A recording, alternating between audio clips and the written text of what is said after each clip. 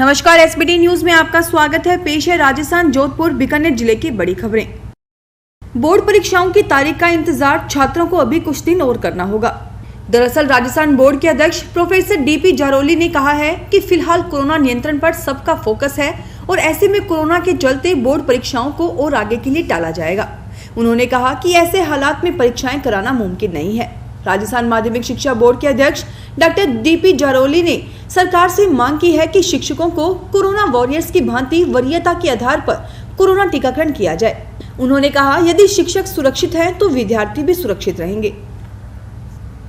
Vaccine की कमी को लेकर प्रदेश कांग्रेस अध्यक्ष गोविंद सिंह डोटासरा ने कहा है कि ये वक्त राजनीति का नहीं है, लेकिन केंद्र सरकार न तो प्रदेश को डिमांड के मुताबिक ऑक्सीजन दे पा रही है और न ही अन्य संसाधन।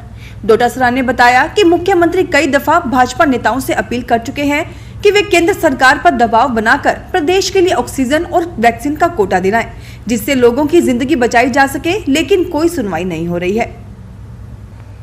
राजस्थान की राजधानी जयपुर की झालाना लेपर्ड सफारी से खुशखबरी सामने आई है।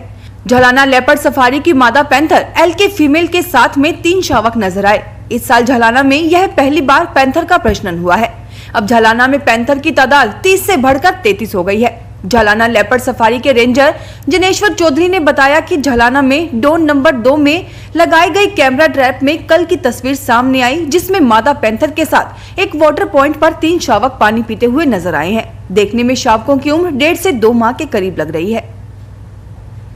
कोरोना काल में राज्य में बिगड़ती चिकित्सा व्यवस्था के बीच झोला झाप डॉक्टर मरीजों की जान से खिलवाड़ कर रहे हैं। ऐसा ही एक मामला नागौर जिले के बड़ू गांव में सामने आया है। यहां पर अनाधिकृत रूप से एक व्यक्ति लोगों का इलाज करते हुए पाया गया। परबतसर बीडीओ त्रिलोक राम दैया के नेतृत्व में पुलिस की मौजूदगी में जिले के बड़ू गांव में एक क्लिनिक को सीज करने की कार्रवाई की है।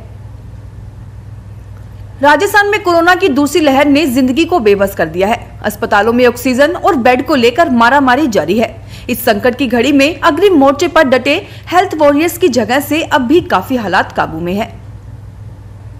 जोधपुर के केंद्रीय कारागार में मोबाइल मिलने का सिलसिला जारी है। यहां तलाशी में फिर मोबाइल में सिम मिला है। इसमें 2 बंदियों को नामजद कर केस दर्ज करवाया गया है। रातानाडा पुलिस ने बताया कि बंदी अचलाराम और मंगाराम के पास मोबाइल फोन और सिम बरामद हुई है। बीकानेर में कोरोना के बढ़ते केसेस और गंभीर रोगियों की संख्या में वृद्धि के बीच अब सेना ने पीबीएम अस्पताल के 90 बेड्स पर मोर्चा संभालने की तैयारी कर ली है। केंद्रीय मंत्री और बीकानेर के सांसद अर्जुन राम मेघवाल ने स्टेट बैंक ऑफ इंडिया तथा सेना के बीच समन्वय स्थापित करके पीबीएम अस्पताल की ईएनटी बिल्डिंग में 90 बेड का अस्पताल तैयार करने में जुट गए हैं। शुक्रवार को इस बारे में सैन्य अधिकारियों, मेडिकल कॉलेज प्राचार्य और पीबीएम अस्पताल के अधीक्षक के बीच अनौपचारिक बातचीत हो गई है। शनिवार को सेना व मेडिकल कॉलेज स्टाफ के बीच आधिकारिक वार्ता हो सकती है। इसके बाद राज्य सरकार से स्वीकृति लेकर सेना की मदद ली जाएगी। लॉकडाउन की गाइडलाइन की अवहेलना करने पर ज्वाइंट एनफोर्समेंट टीम उत्तर की टीम ने शुक्रवार को जोधपुर में 2 प्रतिष्ठानों को सीज किया। साथ ही 65 चालान काटकर 12,400 रुपए की जुर्माना राशि वसूली। दोनों प्रतिष्ठान आइसक्रीम की दुकानें हैं। पश्चिमी विक्षोभ का असर अभी प्रदेश में बना हुआ है। अलवर और दौसा में जहां बूंदाबांदी हुई है, वहीं भीलवाड़ा व बांसवाड़ा में बादलों की लुकाछिपी के बीच गर्मी कम हो गई। बीकानेर सहित पश्चिमी राजस्थान में तापमान सामान्य से कम चल रहा है। मौसम विभाग ने 16 मई तक गर्मी से राहत मिलने की उम्मीद जताई है। मौसम विभाग ने चेतावनी दी थी कि पूर्वी राजस्थान के कुछ हिस्सों में हल्की बारिश हो सकती है। खासकर जयपुर के आसपास मौसम सुहावना होने की उम्मीद बंधी थी। महाराजा श्री अग्रसेन वेलफेयर सोसाइटी के सहयोग से शहरी सामुदायिक स्वास्थ्य केंद्र रेजिडेंसी रोड में ऑक्सीजन प्लांट पहुंच गए हैं। इनको ट्रक से उतारकर लगाने की प्रक्रिया शुरू कर दी गई है। इस दौरान जोधपुर शहर विधायक मनीषा पंवार ने भामा शाहू का आभार जताया। उनकी उपस्थिति में भामा शाहू का स्वागत भी किया गया। बीकानेर में ईद पर लॉकडाउन का असर नजर आया। सामूहिक नमाज के बजाय लोगों ने घर पर ही नमाज अता की। कोरोना के चलते घरों में भी एक व्यक्ति ने अलग अलग नमाज अता की। वहीं कुछ लोगों ने प्रतीकात्मक रूप से अपने कब्रिस्तान पहुंचकर अपने पूर्वजों की मजार पर फातिहा पढ़ा। आमतौर पर परिवार के सभी लोग जाते हैं, लेकिन इस बार कुछ ही सदस्यों ने नमाज अता की। इस दौरान सेवइयों की खीर बनाई। आमतौर पर नया शहर थाने के पास स्थित ईदगाह में भारी भीड़ रहती है, लेकिन इस बार यहां बाहर से कोई नजर नहीं आया। जोधपुर के डॉक्टर एसएन मेडिकल कॉलेज के रेजिडेंस डॉक्टर्स ने कार्य बहिष्कार का निर्णय टाल दिया है। वे अपनी लंबित मांगों के पूरा नहीं होने तक काली पट्टी बांधकर काम करेंगे। विरोध प्रदर्शन के तीसरे दिन शनिवार को भी उन्होंने काली पट्टी बांधकर काम किया। रेजिडेंट्स एसोसिएशन के अध्यक्ष डॉक्टर राजेंद्र ने बताया कि कोरोना काल को देखते हुए कार्य बहिष्कार का निर्णय स्थगित कर दिया गया।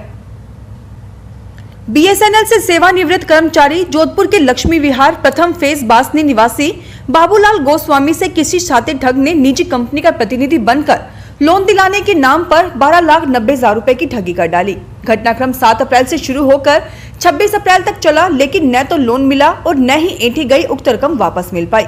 अब धोखाधड़ी एवं आईटी एक्ट में केस दर्ज हुआ है। जोधपुर शहर में पुलिस ने अक्षय तृतीया पर शादी के लिए घोड़ा लेकर जा रहे एक युवक का चालान काटा। लॉकडाउन के दौरान बारात निकालने व घुड़चढ़ी पर सरकार ने रोक लगा रखी है, फिर भी यह युवक घोड़ा लेकर जा रहा था। इस पर नाके पर तैनात पुलिस ने उसे रोककर चालान काटा और घर वापस भेज दिया। ईद के मौके पर शहर में कानून व्यवस्था के साथ ही कोरोना गाइडलाइन की पालना कराने को तैनात पुलिसकर्मी किस तरह काम कर रहे हैं, इसका जायजा लेने के लिए पुलिस कमिश्नर जोश मोहन सादा कपड़ों में साइकिल पर सवार होकर शहर की सड़कों पर निकल पड़े। उन्होंने भीतरी शहर में कानून व्यवस्था का जायजा लिया। जोधपुर में 28 दिन बाद एक बार फिर कोरोना संक्रमितों की संख्या 3 अंकों में पहुंच गई। जोधपुर में शुक्रवार को 708 नए संक्रमित मिले। जोधपुर में एक्टिव केस की संख्या कम होकर 23,031 रह गई है। फिलहाल इस बुलेटिन में इतना ही, फिर हाजिर होंगे और बड़ी खबरों के साथ। एसबीटी न्यूज के वीडियो देखने के लिए हमारे चैनल को सब्सक्राइब करें और नोटिफिकेशन पाने के लिए बेल आइकन को प्रेस करें।